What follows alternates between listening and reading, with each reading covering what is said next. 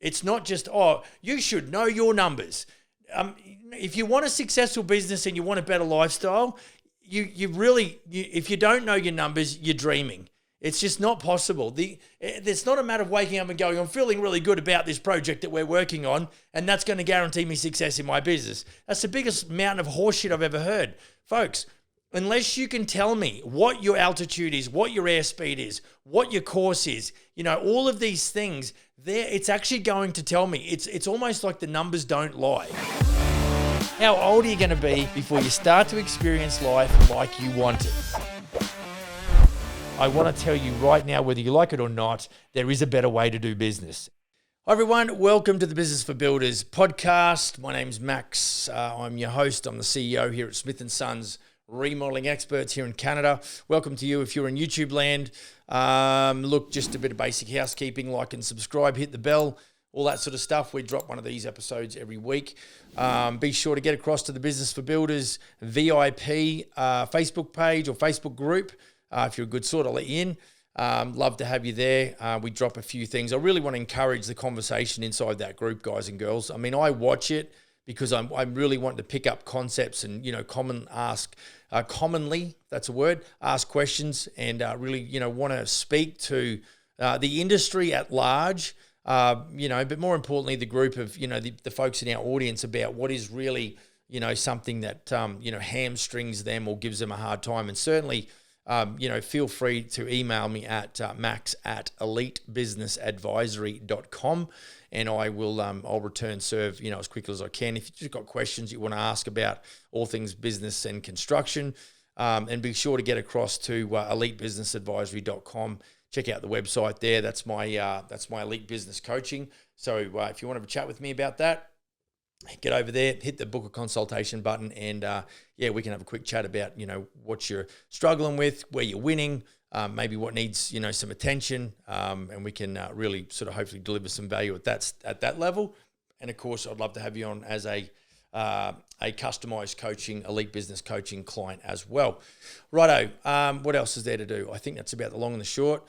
Leave a comment and I'll get back to you. I think I might have said that. But today, as usual, want to give you some more steak and potatoes. So, I think last week I chatted about, some polarizing comments that, were overlapped. But this week, this kind of meshes with that because I think out of those concepts that particularly that seem to be, I think one of them was initiation and optimization. We've got to start, trying some new things, being a little more courageous and make sure that whatever's working, then we take it one step further and we look at ways of optimizing that. So we really want to start things off. And so, what I wanted to do today is just quickly chat about key metrics interdependence. And that might sound a confusing thing, but I have a tendency to maybe, put words in there that are a little bit confusing. But these key metrics, not just what are the key metrics, Max, but key metric interdependence, which is not to be confused with KPIs, but some of these, you could probably use as KPIs. And for the folks that don't know, KPI stands for key performance indicators.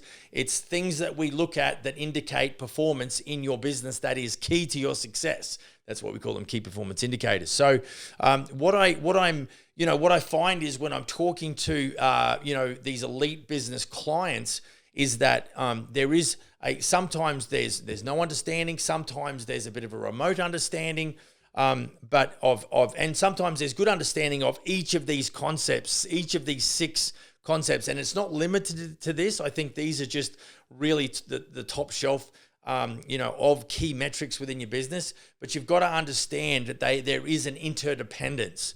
And I will endeavor to explain that in some detail in the next 15 or 20 minutes and try and remove some of or demystify, so remove some of the confusion around it. But I want you to understand that everything is interdependent. And so, there's aspects in your business that you can go, and if you go and focus on one thing and you don't think that if you get that wrong, it doesn't affect something else, that's where you're a little bit misguided.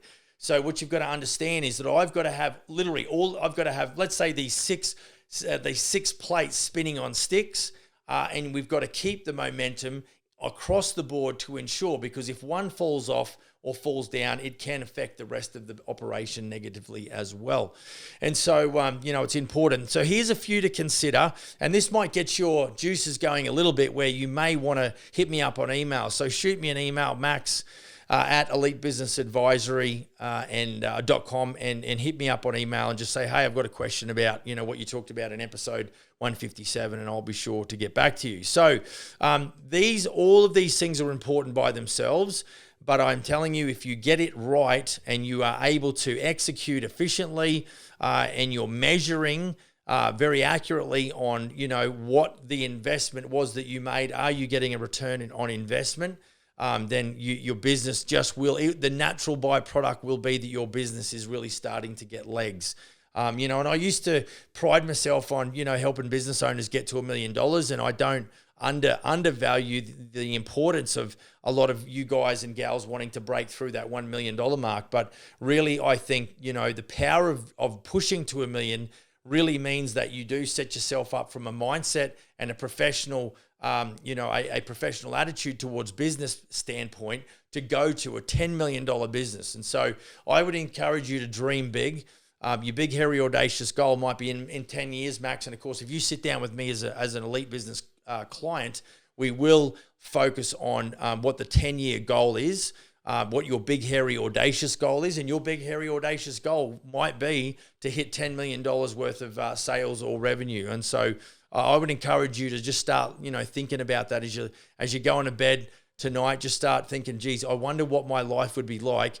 Now, remember, not just revenue. And this is a great way to start, a great example how that there's got to be some interdependence. It's not just about hitting a $10 million revenue. It's about hitting a $10 million revenue, having a 30% gross profit margin, having a 10% net profit, having your fixed expenses under control around the 15% of your target revenue mark. That really is a little bit of a window into where we're going to go today. So I've got 6 things that I would love you to consider.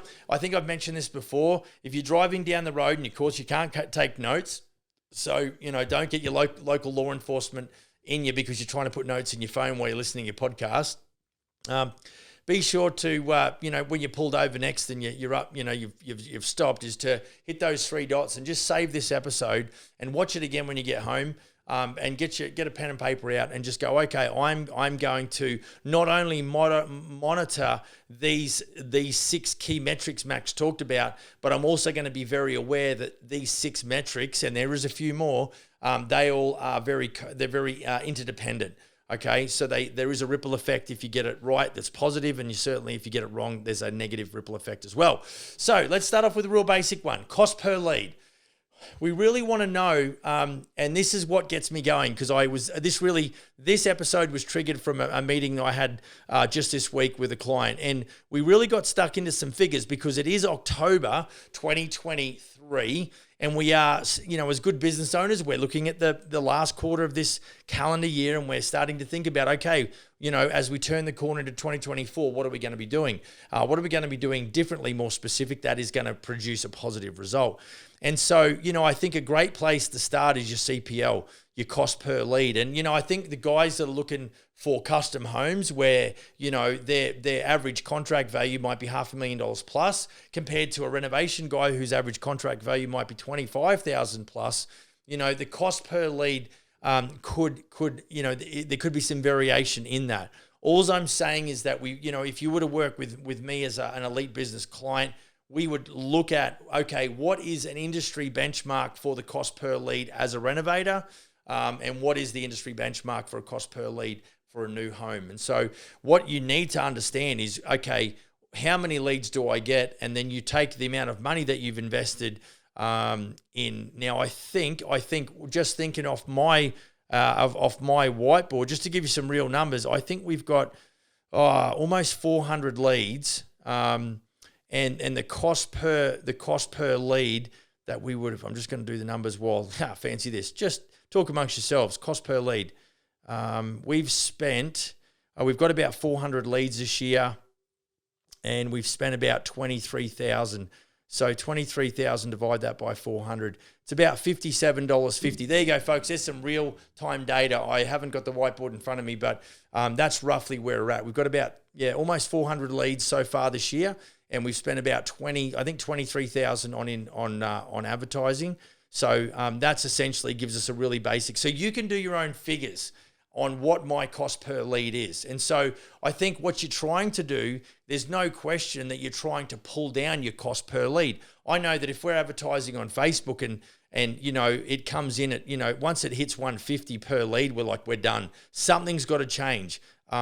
We've either got to pause that, or we have to change the creative that's a part of that, or the messaging is not quite right. There's something up. And so it's really important that you monitor, your cost per lead or your CPL. So again, if you've got back home and you're listening to this again and you're taking notes, if there's still some gray area around what I'm talking about, be sure to email me, max@elitebusinessadvisory.com. All right, point number 2. Now we go straight back into marketing. We're looking at our return on advertising spend. And so, we know that an industry benchmark might be for you as either a renovator or a new home builder, around about 1% of your target revenue. So you know what you want to do in the way of sales. Let's talk 2024. We could some of the guys down under in Australia, their financial year for all companies runs out in June 30. So we still got, a good 9 months of the year left. So we could be talking about, what we're looking at spending on advertising for the financial year, and it's always about the 1% mark.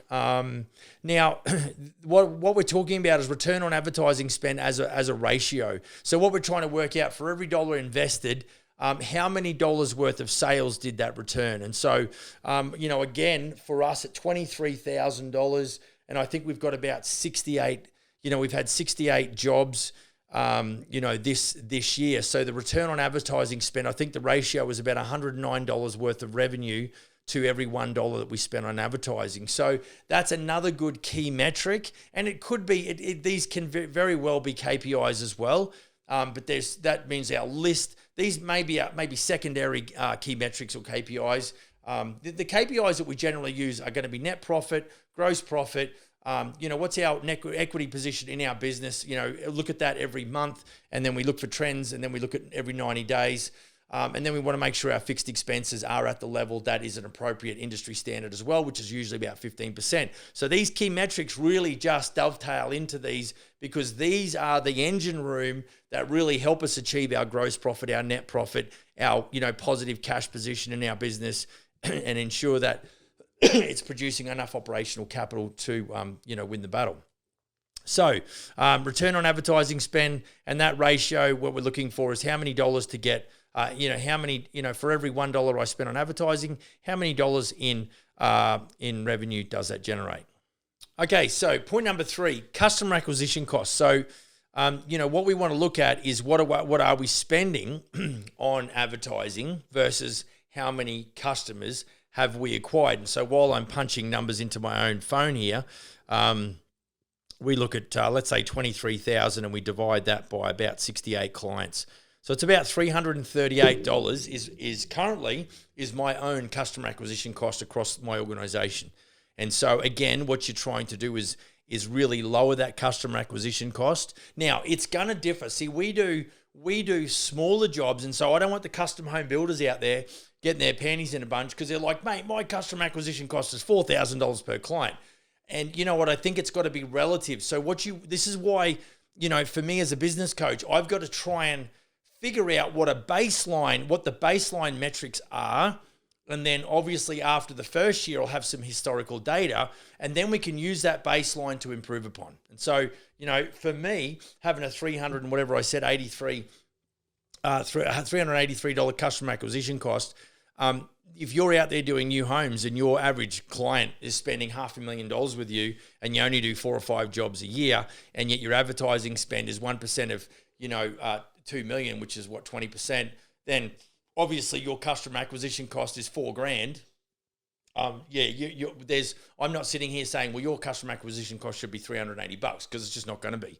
But what we want to make sure is that we are optimizing that. Remember, we're going to initiate, and then we're going to optimize. So if you've never investigated what your customer acquisition cost was, maybe you should go back in the previous financial year, look at how much you spent on advertising, and look at how many customers you got. And that will give you your own baseline. which is what I do with my business clients. I'm like, okay, we haven't got the data. Let's go and investigate. And I set my guys homework and I said, come back to me with your fixed expenses, or come back to me with your customer acquisition costs from the previous financial year, or whatever it might be. So customer acquisition costs, sometimes referred to as CAC. That's really important for us to understand. Remember, we are just looking for, and I say this to a lot of my builders, whether they're clients or Smith & Sons guys, we've got to envisage, guys and gals, that we are flying an aircraft. We cannot see the horizon, and we actually can't see outside. We have to rely on our dashboard. So what I'm doing is I'm trying to add metrics or telemetry to your dashboard to give you the feedback as to how your aircraft, your construction company is going. Do you have the right airspeed? Are we flying in the right direction? That's important. Do we have the right amount of altitude? Do we have the right amount of cash at bank to operate this company going forward? Are we winning jobs at the right price, or are we just competing on price and we're gutting our own profit and wondering why we're not having the lifestyle that we want? So customer acquisition cost is just another one of these key metrics. Conversion rate. This is super basic, guys and girls.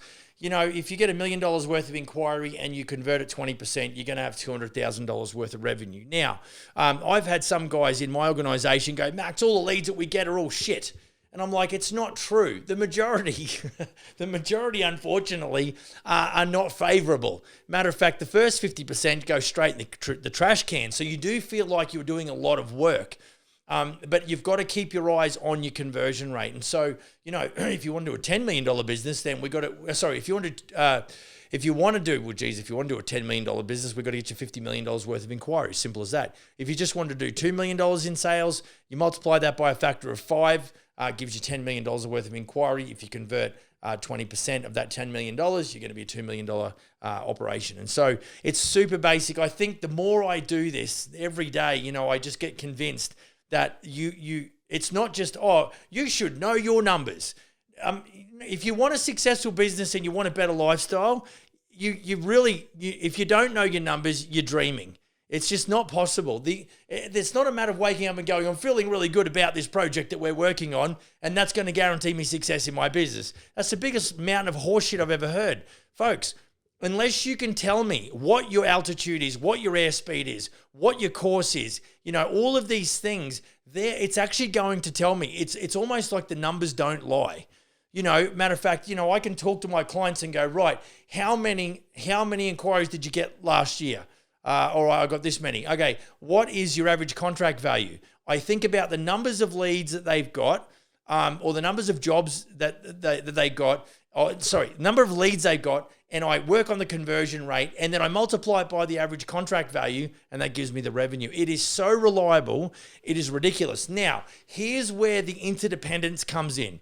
If, let's say, we're spending 1% of our target revenue and we're on track as the revenue grows, we can calculate that we're spending 1%, but we are not at a 20% conversion rate more than 2 or 3 months in a row, what that's indicating to me is that you don't have an advertising or an opportunity problem. What you have is a sales problem.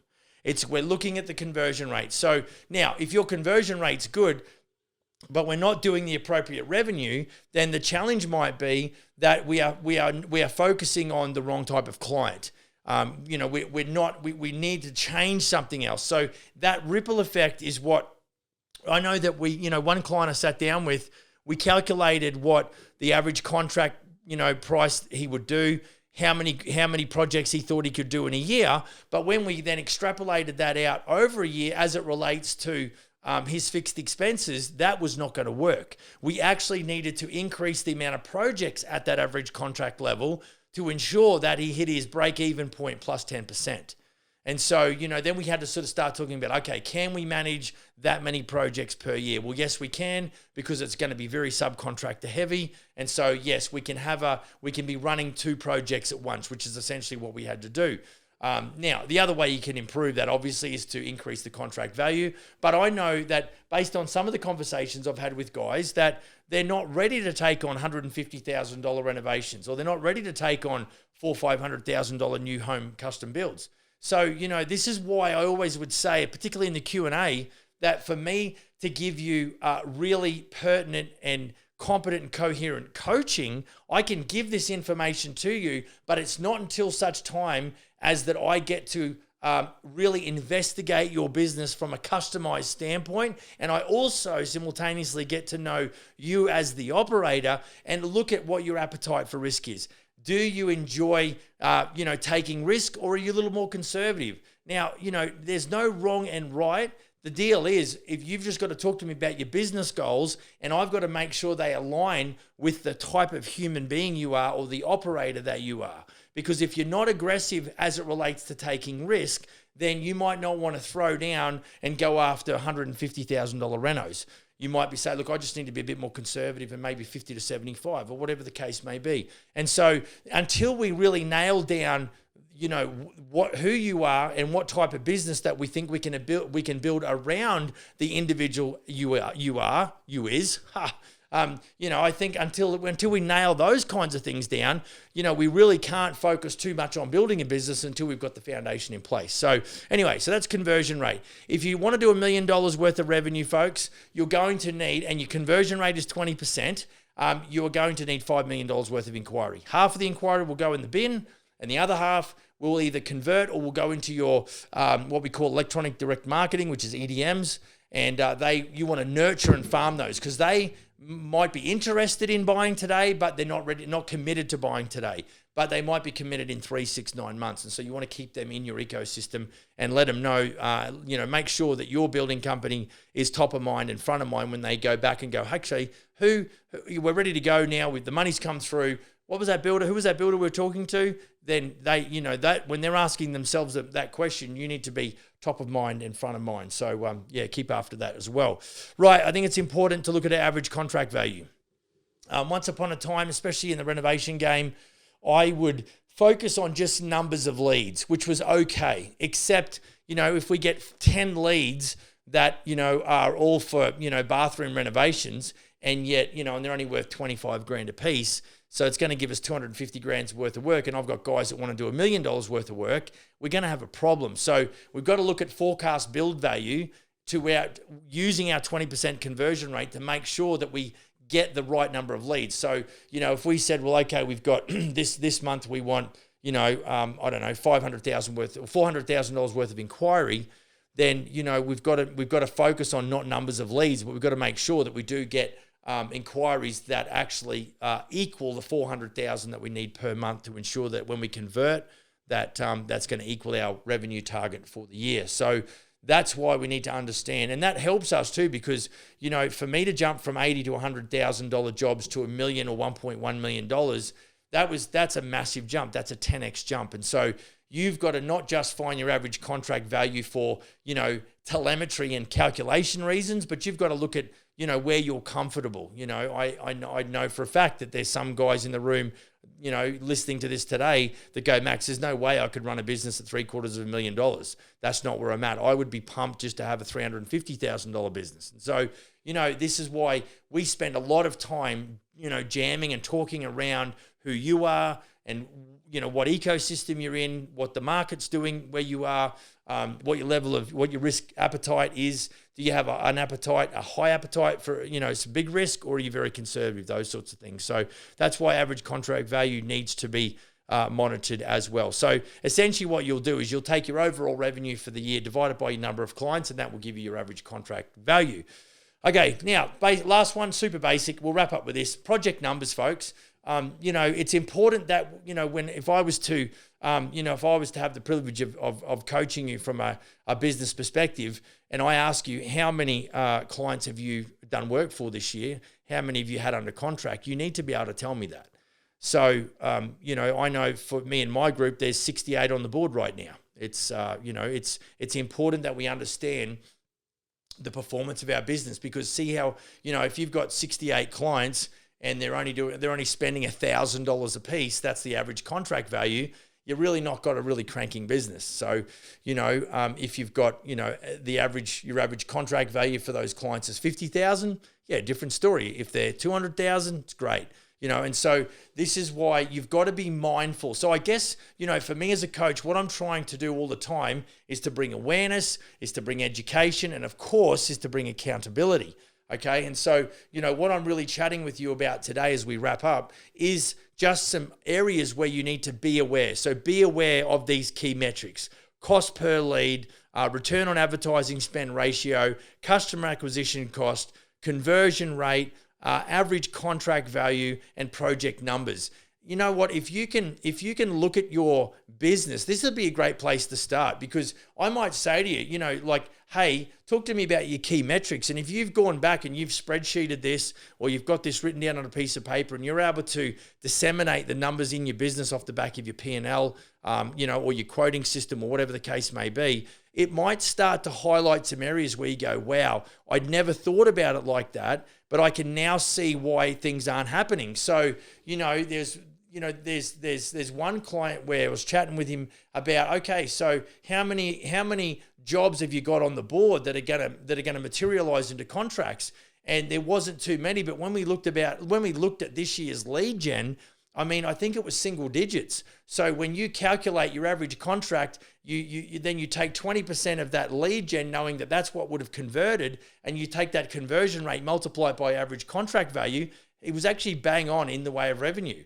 So this is why, and to wrap up, because money follows attention, and you've got to put good content together organically and watch it and see how it performs, and then consider converting that to paid ads. What you've also got to understand is that your profit is tied to your marketing, right? And so, when you're only getting, single digit numbers of leads, per year, and then you multiply that by a 20% conversion rate, and then you come up with that number, and then you multiply it by your average contract value, it's quite obvious that if we go back to what your target would be, knowing full well we should spend at least 1% per year, all of a sudden you'll start figuring out the correlation or the interdependence between how much you've spent on marketing, that you've got an acceptable conversion rate, and you'll look at the numbers. Because remember that we don't want to compete on price. We want to ensure that we are pricing jobs and winning jobs at the appropriate level, not the level that clients want us. We sell in accordance with our buying process. They do not buy in accordance with their buying process. They actually buy in accordance with our selling process. And so, we've just got to be aware. Like I said, as a business coach, I just want to bring some awareness. I want to educate, which is what I'm trying to do here. But obviously, if I get you in the room one-on-one and we go down this coaching rabbit hole, we really want to see, we know that there's profit that is being left on the table. There's absolutely no question about that. And we know that most of the folks, if they've got the chops as individuals and operators, that we will be able to take them to another level in their business development journey. So, so just, keep focused on the metrics. Make sure that even if you can see the horizon, even if your bank account does look good, understand what your equity position is. Make sure that you are putting together 2 to 3 months worth of operational capital to ensure that you don't cut yourself short, when it comes to running your business. And so, look, be sure to get across to the Business for Builders VIP Facebook group. Hit the join button if you're good, sort of let you in there. Be sure, if you're watching this on YouTube, to drop a comment if you've got some questions about this episode. Email me, max@elitebusinessadvisory.com. It's a great place just where I can give you a bit of a quick response on a question you might have. Don't forget, tick the bell, like and subscribe, all that kind of good stuff. And if you've got it in you and you want to say something nice about the podcast, it really would help me get this message out, because I kid you not, more builders, more general contractors, more guys and girls in the industry just like you need to get at least some sort of understanding as to what it needs to happen within a construction business to really build it successfully. And so a wonderful review on your part would certainly help that initiative. That would be you giving back to the industry, helping me get to more folks, in the long run. So go build a kick-ass business. Come talk to me at Elite Business and we'll help you out, and we'll see you in the next episode. Cheers, guys and girls.